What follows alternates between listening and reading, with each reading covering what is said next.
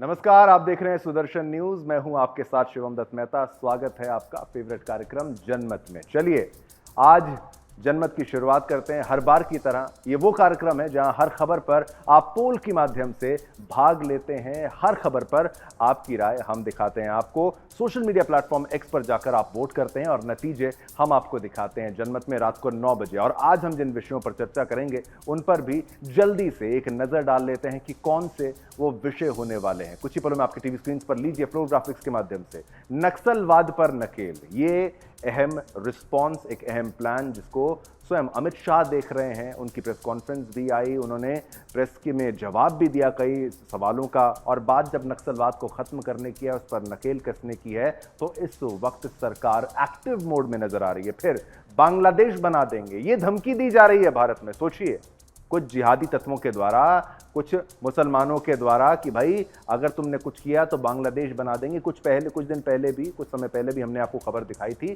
जहां सेम ऐसी ही बात, ऐसी ही धमकी दी गई थी। तो क्या बांग्लादेश से इंस्पायर्ड हो गए हैं क्या जिहादी? ये एक बड़ा प्रश्न। फिर आगे बढ़ेंगे। पॉलीग्राफ टेस्ट, जी हां, पॉलीग्राफ टेस्ट से बड़े खुलासे, क्या बड़े खुलासे हुए हैं, क्या कुछ निकला है, वो आपको बताएंगे क्योंकि संजय घोष फंस चुके हैं। ये बड़ी खबर जो है आपके लिए हम लाए जनमत में। फिर आगे बढ़ेंगे। एनसी कांग्रेस, ये तो एनसी कांग्रेस में तकरार की बात अभी तक भी क्या फाइनल हो पाया है, क्योंकि बाहर तो खबरें ऐसी आ रही हैं कि सब कुछ ठीक तो नजर नहीं आ रहा है एनसी कांग्रेस में। और फिर आगे बढ़ेंगे अगले फ्लोर ग्राफिक्स में। अगले फ्लोर ग्राफिक्स में बात करेंगे पीएम मोदी की यात्रा का असर क्या हुआ है, क्या फायदा हुआ है, वो आपको हम चीज बताएंगे। चलिए, ये तो फ्लोर ग्राफिक्स के माध्यम से हमने आपको मुद्दे बताए, कौन से मुद्दे होंगे जिनके बारे में चर्चा करेंगे। शुरुआत करते हैं पहली खबर से। केंद्रीय गृह मंत्री अमित शाह अपने 3 दिवसीय दौरे पर छत्तीसगढ़ में मौजूद हैं, जहां इंटर स्टेट कोऑर्डिनेशन की बैठक शुरू हो गई है। इस बैठक में सीएम साय और डिप्टी सीएम विजय शर्मा मौजूद रहे। मंत्री अमित शाह 7 राज्यों के मुख्य सचिवों और डीजीपी के साथ बैठक कर रहे हैं। साथ ही बैठक में नक्सल मोर्चे पर काम कर रही सुरक्षा एजेंसियों के प्रमुख भी वहां मौजूद हैं। बताया जा रहा है कि पुराने अभियान की समीक्षा भी केंद्रीय गृह मंत्री अमित शाह करेंगे। बैठक में नक्सल प्रभावित क्षेत्रों में नक्सल विरोधी अभियान और विकास कार्यों की समीक्षा की जा रही है। अमित शाह छत्तीसगढ़ और नक्सलवाद से प्रभावित करीब 8 पड़ोसी राज्यों के मुख्य सचिव और पुलिस महानिदेशकों के साथ अंतर राज्य समन्वय बैठक करेंगे। नक्सल समस्या को जड़ से खत्म करने की दिशा में उठाए गए कदम के तहत यह बैठक अहम मानी जा रही है। इस बैठक में सीआरपीएफ, आईटीबीपी, आईबी के अलावा गृह मंत्रालय के अधिकारी भी मौजूद हैं। ऐसे में क्या अमित शाह का अब ये कोई लाल सलाम को खत्म करने का फुल प्रूफ प्लान तो तैयार है क्या? साथ ही सवाल ये कि क्या नक्सलवाद के खिलाफ अब अमित शाह जल्द ही कोई बड़ा कदम उठा सकते हैं? देखिए हमारी एक स्पेशल रिपोर्ट और मामले की गंभीरता को समझिए।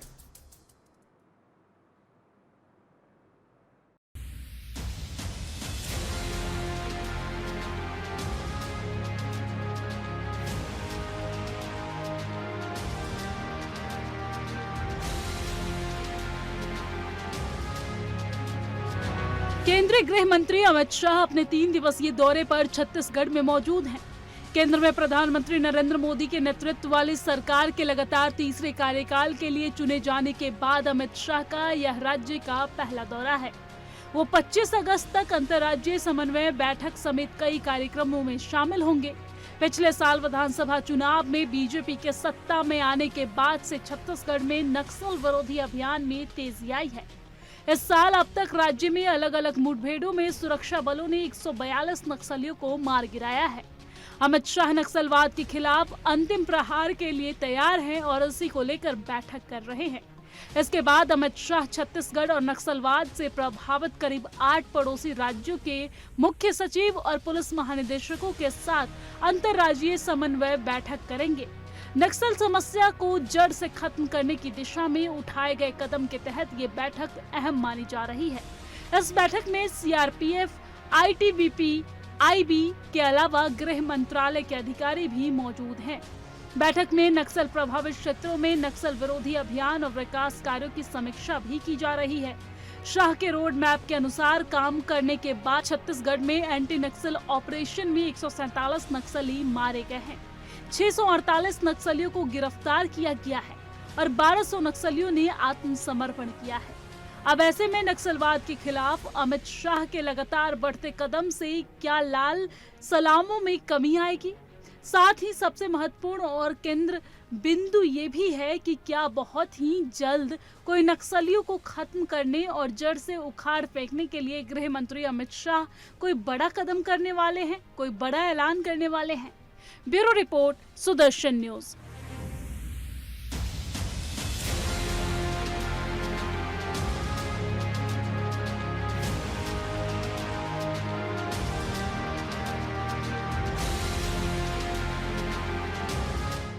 अंतिम चरण में पहुंची है और हम देश को 2026 मार्च तक पूर्णतया नक्सल समस्या से मुक्त कर पाएंगे। मित्रों, हिंसा के रिपोर्ट करने वाले जिले 2010 में 96 थे, 11 जिले नए बने, तो एक प्रकार से 107 जिले थे। उससे कम होकर अब 42 तक सिमट गए हैं। थानों की संख्या 456 थी, 456। 100 थाने नए सृजित हुए, तो 565 में से अब थानों की संख्या 171 तक सीमित हुई है। 2010 के अधिकतम मृत्यु स्तर 1005 से घटकर 2023 में 138 तक सीमित हुआ है। 2019 से अब तक 277 सीएपीएफ के नए कैंप बनाए गए। उस दृष्टि से सिक्योरिटी वैक्यूम को भरने का काम किया गया। एनआईए में एक अलग वर्टिकल में 90 मामले दर्ज किए गए, 64 आरोप पत्र किए गए और वामपंथी उग्रवाद के फाइनेंस की टोटल इकोसिस्टम को इस पर करारा प्रहार करने का काम भारत सरकार की एजेंसियों ने किया है। इसमें ईडी ने भी बहुत बड़ा रोल निभाया है। पिछले एक वर्ष में एमएचए की एयर विंग को भी मजबूत किया गया। 14 पायलट्स और 3 इंजीनियर केवल वामपंथी उग्रवादी क्षेत्रों के लिए मुहैया कराए गए हैं। हेलीकॉप्टर की संख्या अलग है। छत्तीसगढ़ में नई सरकार आने के बाद मैं मुख्यमंत्री जी, उप मुख्यमंत्री और गृह मंत्री को हृदय पूर्वक बधाई देना चाहता हूं कि इन्होंने बड़ी शिद्दत से दोनों मोर्चों में बहुत अच्छा काम किया है। टोटल देश की बात करें जिसमें 90% हिस्सा छत्तीसगढ़ का है, 179 वामपंथी उग्रवादियों को न्यूट्रलाइज करने का काम अगस्त महीने तक हुआ है। 559 लोगों को गिरफ्तार किया गया, 540 ने आत्मसमर्पण किया है, 46 नए स्पेशल फोर्सेस के कैंप एस्टैब्लिश किए गए। इससे भी सिक्योरिटी वैक्यूम बहुत बड़ी मात्रा में भरा है। और हिडमा के गांव में हमारा गृह मंत्री जाकर गांव वालों से बात कर उनको आधार कार्ड और आयुष्मान भारत का कार्ड देता है, तो दिल्ली में बैठकर बहुत संतोष होता है। चलिए, आपने खबर सुनी, अब आपको ग्राफिक्स के माध्यम से पूरा मामला समझाने का प्रयास करते हैं कि क्या कुछ कहा गया है अमित शाह के द्वारा। बड़ी स्क्रीन पर आपको अब हम समझाएंगे क्या कुछ कहा अमित शाह ने। चलिए, नक्सल पर क्या बोले अमित शाह। नक्सल घटनाओं में सुरक्षा बलों के जवानों की मृत्यु में 73%, 73% की कमी आई है। यानी कि जो सुरक्षा बलों की मृत्यु, जो जवान जो बलिदानी होते हैं, उस संख्या में कमी आई है। ये भारत की अचीवमेंट है, ये अचीव किया है। और क्या कुछ कहा है वो भी जान लीजिए। नक्सलवाद लोकतंत्र के लिए सबसे बड़ी चुनौती है। हम सोचते हैं ना कि बॉर्डर के उस पार से चुनौती आ रही है, ऐसा नहीं है। भारत के अंदर भी चुनौती है। वामपंथी जो सोच है और फिर ये जो नक्सलवाद है, ये भारत को अंदर से खोखला बनाने का प्रयास कर रहा है। लेकिन भारत सरकार जानती है क्या करना है।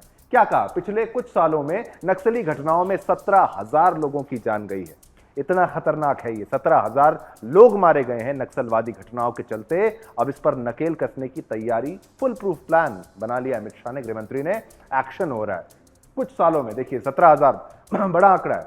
भारत सरकार पूरे वामपंथी, देखिए ये टर्म जो इस्तेमाल किया है, वामपंथी उग्रवाद के क्षेत्र के विकास के लिए पूरी तरह से कटिबद्ध है। आप वो चाहते हैं कि आप उनको बैकवर्ड रखिए और सरकार चाहती है कि आप आगे बढ़िए, वो हथियार पकड़ाएंगे, हम उनकी इंडस्ट्री बढ़ाएंगे। ये सोच सरकार की है कि भाई हथियार छोड़ो, आगे बढ़ो, डेवलपमेंट ला रहे हैं, आप साथ दो। वामपंथी उग्रवाद, बार बार वामपंथी उग्रवाद की जगह अब हमने विकास की बयार बहाने में सफलता पाई है। जो हवा बहेगी वो विकास की बहेगी, विकास की सोच चलेगी, ये फुल प्रूफ प्लान जो है, और अमित शाह इसको डायरेक्टली मॉनिटर कर रहे हैं। अगर होम मिनिस्टर की लेवल पर ये मॉनिटर होता है तो सब कुछ बड़ा होता है, बड़ा एक्शन आप उम्मीद करिए चल रहा होगा। बिहार, झारखंड, उड़ीसा, आंध्र प्रदेश, एमपी और महाराष्ट्र नक्सलवाद से मुक्त हो गए हैं। ये देखिए यहां पर बहुत ज्यादा नक्सलवाद था, खासतौर पर झारखंड और बिहार के कुछ हिस्से, उड़ीसा, आंध्र प्रदेश की बात की जाए, यहाँ की अगर बात की जाए तो एमपी में भी कई जगहों पर अब ये नक्सलवाद से मुक्त हो चुकी हैं। कई हिस्सों की बात की जा रही है। इन पूरे स्टेट्स में अगर नक्सलवाद हट रहा है, जा रहा है, तो सरकार की ये जीत है। अब देखिए अगले फ्लोर ग्राफिक्स में आपको बताते हैं, नक्सल प्रभावित इलाके में 2014 से अब तक 273 नए सिक्योरिटी कैंप बनाए गए हैं। कैंप्स बनाए जा रहे हैं। कैंप्स बनाने से जो लाभ मिल रहा है वो ये मिल रहा है कि भाई हमारी सिक्योरिटी बढ़ रही है, सुरक्षा बढ़ रही है, चाक चौबंद है।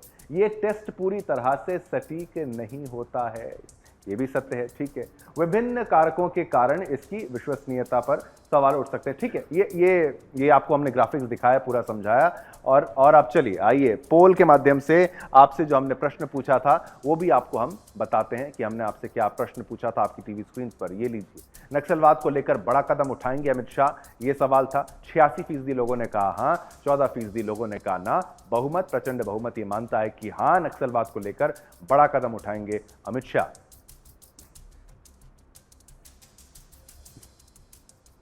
चलिए आगे बढ़ते हैं, अगली खबर का रुख करते हैं। कोलकाता के आरजीकर मेडिकल कॉलेज एवं अस्पताल में ट्रेनी डॉक्टर की रेप हत्या मामले में सीबीआई की जांच जारी है।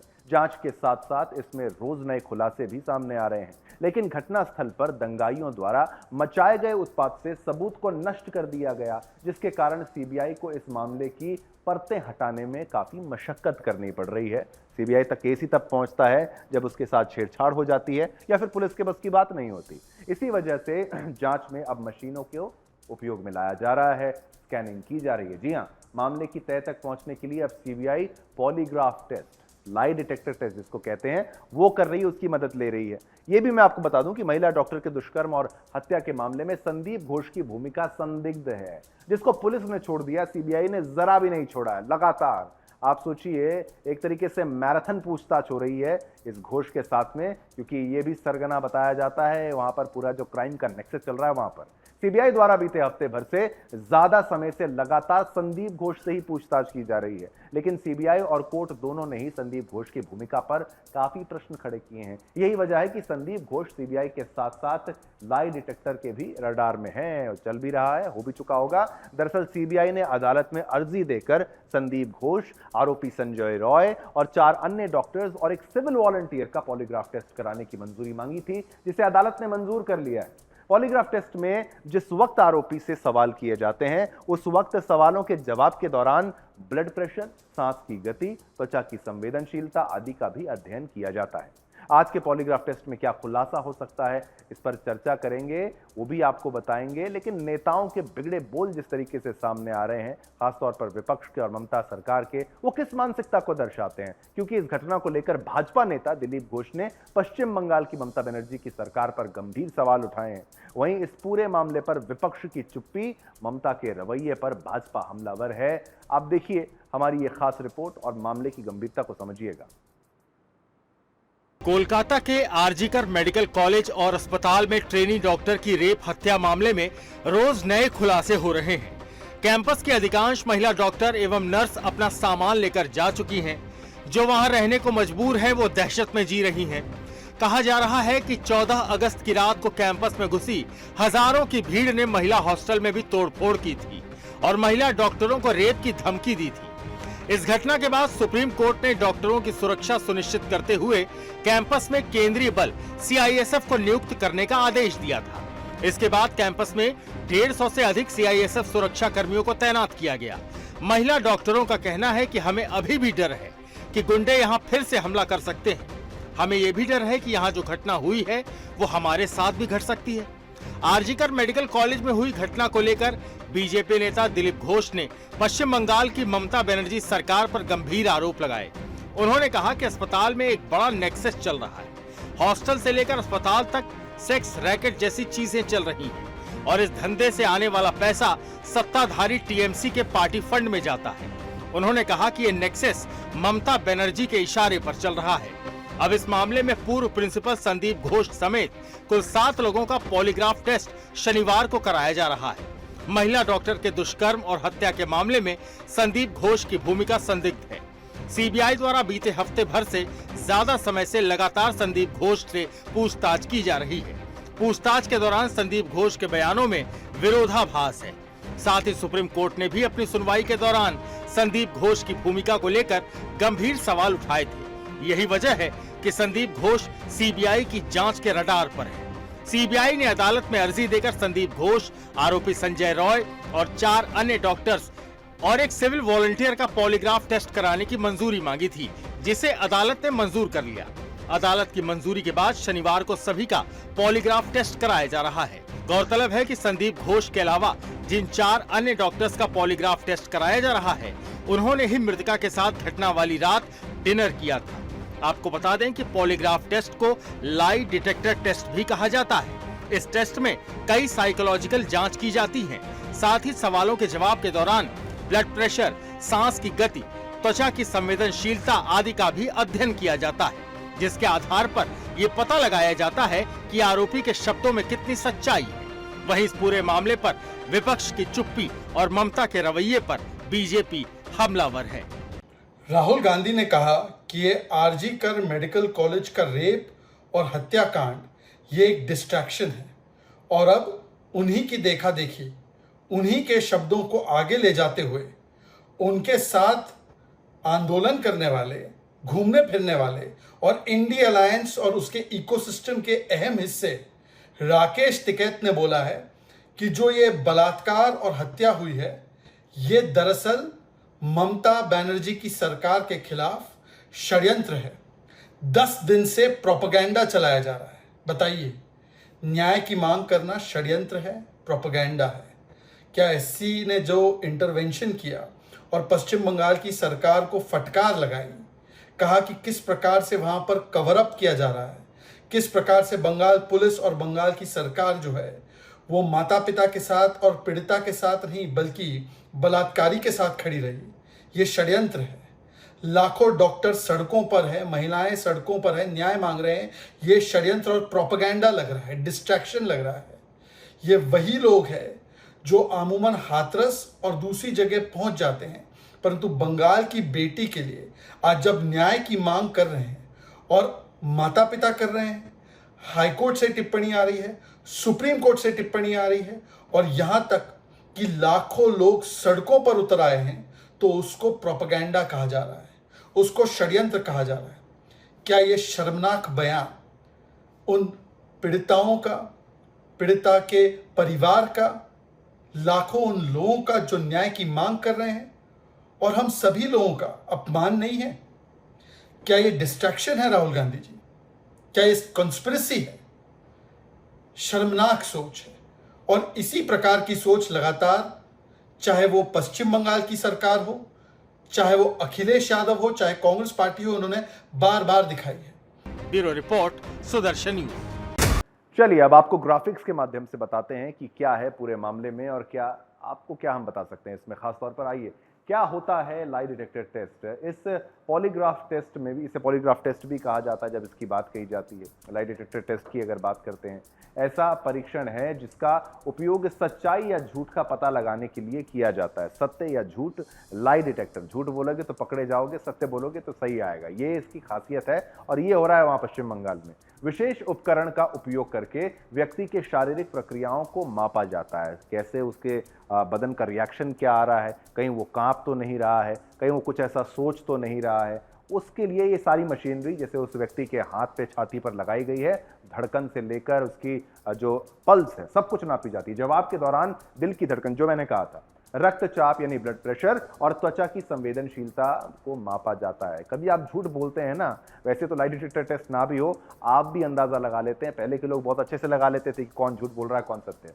जब कोई व्यक्ति झूठ बोलता है तो उसके शारीरिक लक्षण में बदलाव आता है, ये स्वाभाविक है। भाषा जो बनाई गई है उसमें फिर भी झूठ बोला जा सकता है, लेकिन शरीर कभी झूठ नहीं बोलता। वही टेक्नोलॉजी पे काम करता है। ये बदलाव डिवाइस द्वारा रिकॉर्ड किए जाते हैं कि भाई इसकी दिल की धड़कन तो नहीं बढ़ गई है, इसका रक्तचाप तो नहीं बढ़ गया है, इसकी त्वचा तो नहीं फड़फड़ा रही है। ये सारे टेस्ट में पता लगता है। ये टेस्ट पूरी तरह से सटीक नहीं होता है, ये भी एक पॉइंट इसका है। सटीक नहीं होता है तो क्या फिर इसको बंद कर दिया जाए? नहीं, ये दिशा निर्धारित कर देगा, सीबीआई को मदद करेगा कि सीबीआई के लिए बहुत टफ है ये पूरा केस। विभिन्न कारकों के कारण इसकी विश्वसनीयता पर सवाल उठ सकते हैं। इसकी तरह नार्को टेस्ट है, उस पर भी सवाल उठते हैं। चलिए, ये तो हमने आपको ग्राफिक्स दिखाए क्या थे, अब इस पर पोल के माध्यम से आपको जो प्रश्न हमने पूछा है वो भी आपको दिखाते हैं। क्या पॉलीग्राफ टेस्ट में होंगे बड़े खुलासे? ये हमारा प्रश्न था। 88% लोगों ने कहा हां, 12% लोगों ने कहा ना। बहुमत, प्रचंड बहुमत ये मानता है कि पॉलीग्राफी टेस्ट में होंगे बड़े खुलासे।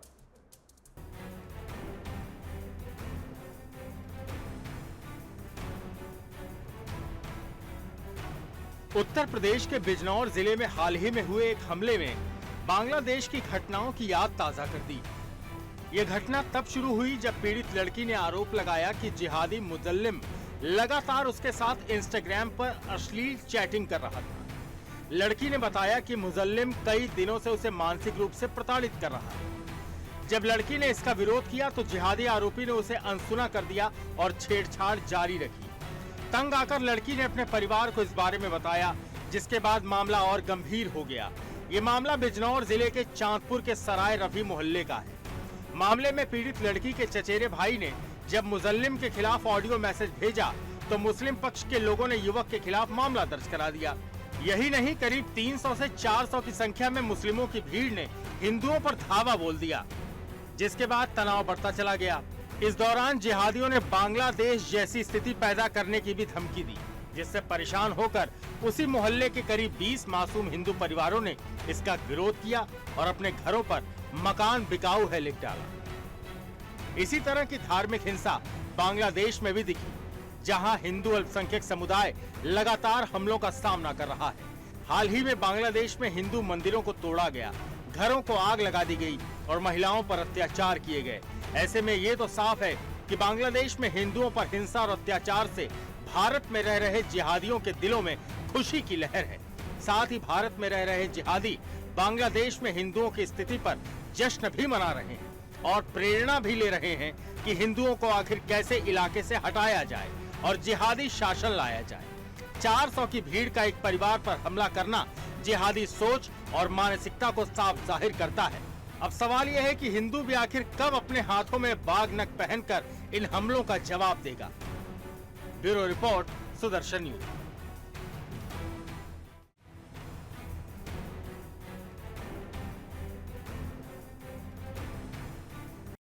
थाना चांदपुर के सराय रफी मोहल्ले का मामला है। दिनांक 19/8/24 को एक समुदाय के लड़के द्वारा दूसरे समुदाय के लड़की के मोबाइल पर अश्लील आपत्तिजनक चैटिंग यो मैसेज प्रेषित किया गया, जिससे आहत होकर के लड़की के भाई के द्वारा दूसरे समुदाय के लड़के के मोबाइल पर एक आपत्तिजनक ऑडियो प्रेषित की गई, जो वायरल हो गई, जिसके आधार पर थाना चांदपुर सुसंगत धाराओं में अभियोग पंजीकृत करके इसमें विधिक कार्रवाई की गई। दूसरे पक्ष की लड़की जिस पर अश्लील मैसेज जिसके मोबाइल पर प्रेषित किया गया था, उसकी तहरीर पर भी थाना चांदपुर पर सुसंगत धाराओं में अभियोग पंजीकृत कर लिया गया है और उसमें विधिक कार्रवाई प्रचलित है।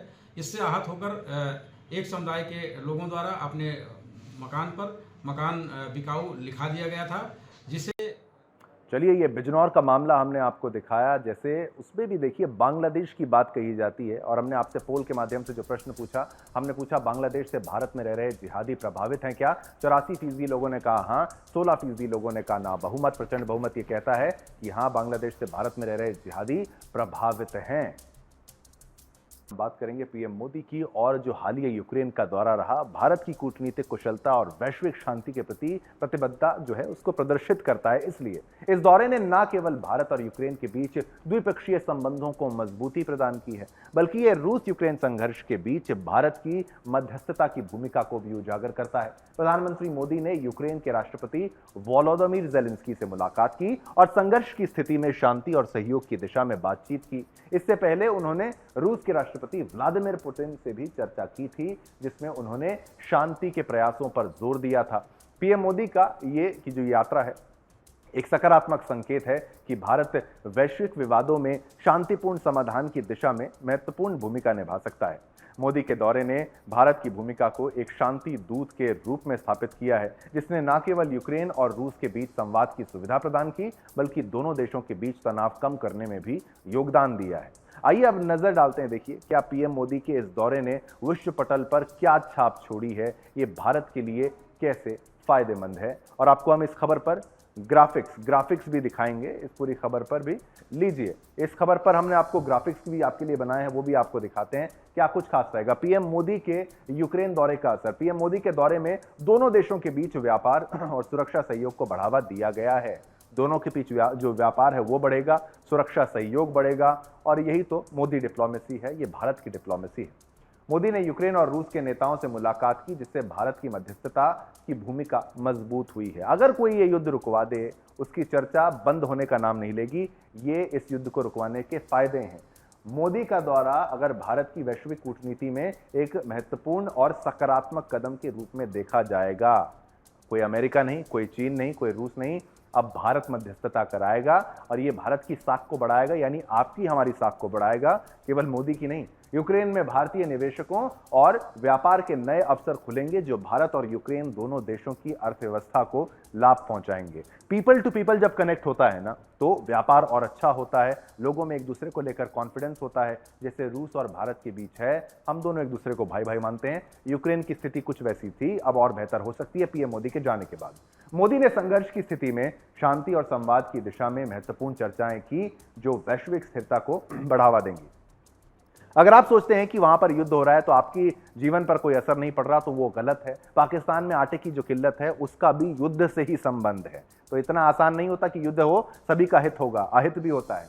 पीएम मोदी के इस दौरे में यूएन ने भी जताई विश्व शांति की उम्मीद। यूएन कह रहा है कि भाई शांति हो जाए, लेकिन एक ऐसी भी लॉबी है जो शायद नहीं चाहती कि युद्ध रुक जाए। डिफेंस सेक्टर की अगर बात करूं, डिफेंस लॉबी की, युद्ध की आग में झुलस रही दुनिया भारत को शांति दूत की नजरों से देख रही है।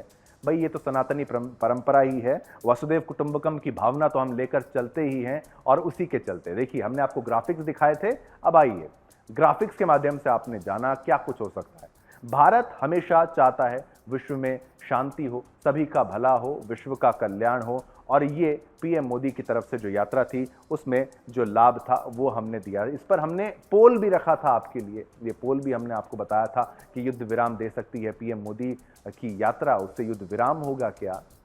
77% 77% लोगों ने कहा हाँ, 23% लोगों ने कहा ना। बहुमत, प्रचंड बहुमत ये मानता है कि युद्ध विराम दे सकती है पीएम मोदी की ये यात्रा।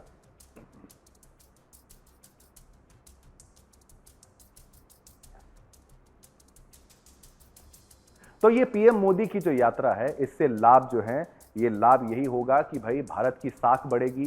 साख जब बढ़ेगी तो इससे भारत का ही नाम होगा। ये जो आपको बार बार अनुरोध कर रहे हैं, हर खबर पर आप पोल के माध्यम से भाग लीजिए। जो आप पोल में वोट करते हैं उतना ही प्रतिशत हम आपको दिखा रहे हैं, उतना ही प्रतिशत हम आपको दिखा रहे हैं, और वो प्रतिशत आप ही के ट्विटर पर जाकर, सोशल मीडिया प्लेटफॉर्म एक्स पर जाकर ही आप देख सकते हैं। हर खबर पर आप भाग लीजिए, हर खबर पर आप भाग लीजिए, और आपका जो उत्तर होगा वो हम आपको दिखाएंगे। तो देखिए, पीएम मोदी की खबर की हमने बात की, अब आगे बढ़ते हैं, बाकी खबरों का रुख करते हैं। चुनाव बेहद करीब है। कहां चुनाव करीब है? बात कर रहे हैं जम्मू कश्मीर की, हरियाणा की। जम्मू कश्मीर में आगामी विधानसभा चुनाव के लिए नेशनल कॉन्फ्रेंस और कांग्रेस के बीच पूर्व गठबंधन का ऐलान हुआ। इसकी घोषणा खुद नेशनल कॉन्फ्रेंस के अध्यक्ष फारूक अब्दुल्ला ने की और कहा कि राज्य की सभी 90 सीटों पर कांग्रेस के साथ गठबंधन को अंतिम रूप दे दिया गया है। लेकिन अब यही ऐलान दोनों दलों में अंतर विरोध पैदा कर रहा है। सीट शेयरिंग को लेकर बनी हाल की निर्वाचन क्षेत्र से जम्मू और कश्मीर नेशनल कॉन्फ्रेंस के वरिष्ठ नेताओं ने बगावत का झंडा उठा लिया है।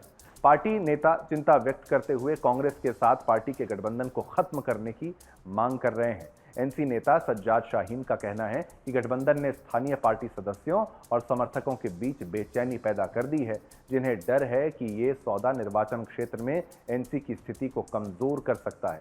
जम्मू कश्मीर में पहले चरण के चुनाव के लिए नामांकन शुरू हो गया है, लेकिन कांग्रेस और नेशनल कॉन्फ्रेंस गठबंधन के बीच अभी भी सीट बंटवारे और सीएम फेस का पेच आधिकारिक तौर पर नहीं सुलझा है। संख्या से ज्यादा विवाद किस सीट पर कौन लड़ेगा, इसको लेकर विवाद है। कांग्रेस ने इस पूरे विवाद को सुलझाने की जिम्मेदारी सलमान खुर्शीद को सौंपी है। ऐसे में देखना यह होगा कि चुनाव में जीत के लिए हर संभव कोशिश करने के बाद क्या एक बार फिर कांग्रेस और एनसी का गठबंधन ताश के पत्तों की तरह बिखर जाएगा कि नहीं, यही प्रश्न है और इसी का उत्तर निकालना है। लेकिन बहुत क्रोध देखने को मिल रहा है दूसरी तरफ से, जो कहते हैं कि भाई एनसी से हाथ मिलाने का क्या कारण था।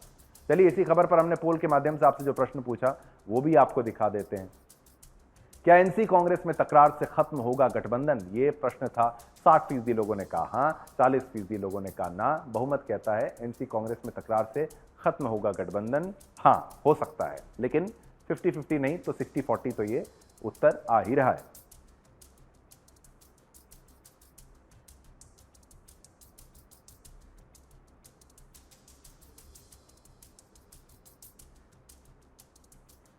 अब बात करेंगे अगली खबर की। असम के तेजपुर में एक शर्मनाक घटना सामने आई है, जहां 2 युवकों ने महिलाओं के साथ छेड़छाड़ की। 23 अगस्त की शाम को मिराज अली और शाहरुख हुसैन साइकिल पर सवार होकर तेजपुर के गुटलौंग इलाके में 2 महिलाओं को अपना शिकार बनाने की कोशिश कर रहे थे। ये घटना तब हुई जब महिलाएं शाम को टहलने निकलती थीं। जैसे ही महिलाओं ने विरोध किया और मदद के लिए चिल्लाई, स्थानीय लोग तुरंत घटनास्थल पर पहुंचे और शाहरुख को स्थानीय लोगों ने पकड़ लिया और पुलिस के हवाले कर दिया। लेकिन मरीज मौके से भागने में सफल हो गया, जिसके बाद पुलिस ने तुरंत मरीज की तलाश शुरू की और उसे रात में उसके घर के पास से गिरफ्तार कर लिया। गिरफ्तारी के दौरान मिराज ने पुलिस अधिकारी राहुल गोगोई की पिस्तौल छीनने की कोशिश की और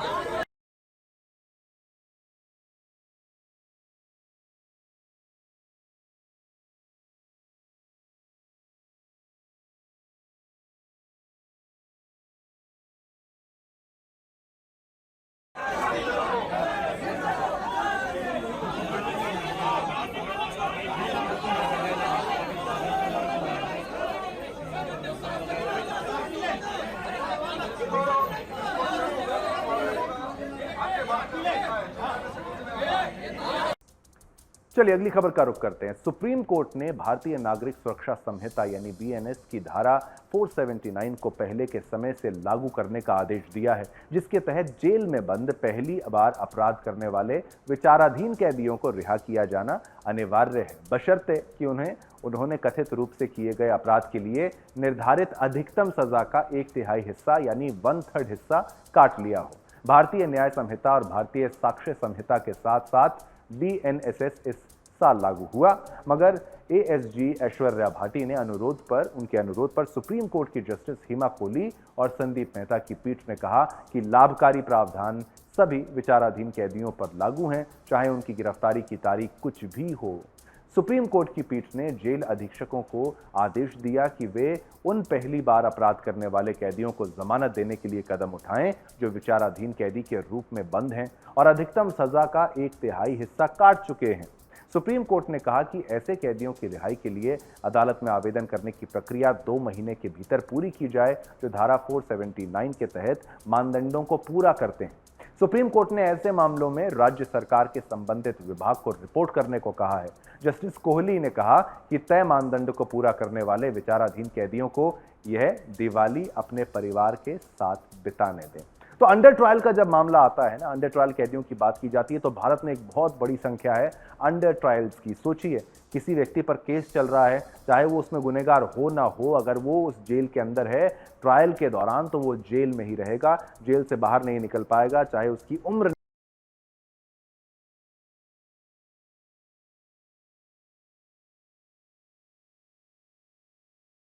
आगे बढ़ते हैं, अगली खबर का रुख करते हैं, यह भी बहुत महत्वपूर्ण है। भारत में एक खतरनाक अलकायदा से जुड़े आतंकवादी मॉड्यूल का पर्दाफाश हुआ है। इस ऑपरेशन में दिल्ली पुलिस की विशेष सेल ने झारखंड, राजस्थान और उत्तर प्रदेश की पुलिस के साथ मिलकर 14 संदिग्ध आतंकियों को गिरफ्तार किया। इस मॉड्यूल का नेतृत्व डॉक्टर इश्तियाक अहमद कर रहे थे, जो झारखंड के रांची में स्थित एक रेडियोलॉजिस्ट हैं। इस आतंकवादी मॉड्यूल का मकसद भारत में खिलाफत स्थापित करना और कई आतंकी गतिविधियों को अंजाम देना था। आरोपियों ने अलग अलग जगहों पर हथियारों और गोला बारूद का भंडार रखा था। पुलिस ने AK-47, रिवॉल्वर, ग्रेनेड और अन्य घातक हथियारों के साथ इस मॉड्यूल के सदस्यों को पकड़ा है। सोचिए, अगर इनको ना पकड़ा जाता तो स्थिति कितनी खराब हो सकती थी। AK-47 घातक हथियार ये ले रहे हैं, ये जिहादी बाज नहीं आते। इसके अलावा इनके पास से अलकायदा से संबंधित कई दस्तावेज और इलेक्ट्रॉनिक उपकरण भी बरामद किए गए हैं, जिनसे इनके आतंकवादी मंसूबों का खुलासा हुआ है। ये मॉड्यूल न केवल भारत में बल्कि बांग्लादेश में भी आतंकी गतिविधियों को अंजाम देने की योजना बना रहे थे, जिसके बाद इस मामले में और भी कई लोगों की गिरफ्तारी की संभावना है और जांच तेजी से आगे बढ़ रही है। ये घटना देश की सुरक्षा के लिए एक बड़ा खतरा पैदा कर सकती है, लेकिन समय रहते इसे विफल कर दिया गया और काबिले तारीफ काम है ये पुलिस के द्वारा, सुरक्षा एजेंसियों के द्वारा। और एक प्रतिक्रिया भी आपको इसमें हम सुनाएंगे, क्या कुछ कहा है और वो बताएंगे। ये तो उसमें कार्रवाई चल रही है, उसमें बहुत अच्छे इनपुट हमारे को मिले थे दिल्ली पुलिस और बाकी सब संस्थानों के द्वारा। उसमें काफ़ी लोग पकड़े गए हैं, काफ़ी सारे इंक्रिमिनेटिंग लिटरेचर और वेपन्स की रिकवरी हुई है। उस पर फर्दर इन्वेस्टिगेशन चल रही है। जब उससे कुछ नतीजा निकलेगा तो आप जरूर बताएंगे आपको, थोड़ा सा वेट कीजिए। ये तो उसमें कार्रवाई चल रही है, उसमें बहुत अच्छे इनपुट हमारे को मिले थे दिल्ली पुलिस और बाकी सब संस्थानों के द्वारा। उसमें काफ़ी लोग पकड़े गए हैं, काफ़ी सारे इंक्रिमिनेटिंग लिटरेचर और वेपन्स की रिकवरी हुई है। उस पर फर्दर इन्वेस्टिगेशन चल रही है। जब उससे कुछ नतीजा निकलेगा तो आप जरूर बताएंगे आपको, थोड़ा सा वेट कीजिए। ये तो उसमें कार्रवाई चल रही है, उसमें बहुत अच्छे इनपुट हमारे को मिले। चलिए, आपके आज के जनमत कार्यक्रम में इतना ही। मुझे यानी शिवम दत्त मेहता और मेरी पूरी एडिटोरियल और प्रोडक्शन टीम की तरफ से आप सभी को जय हिंद, जय भारत, जय हिंदुस्तान।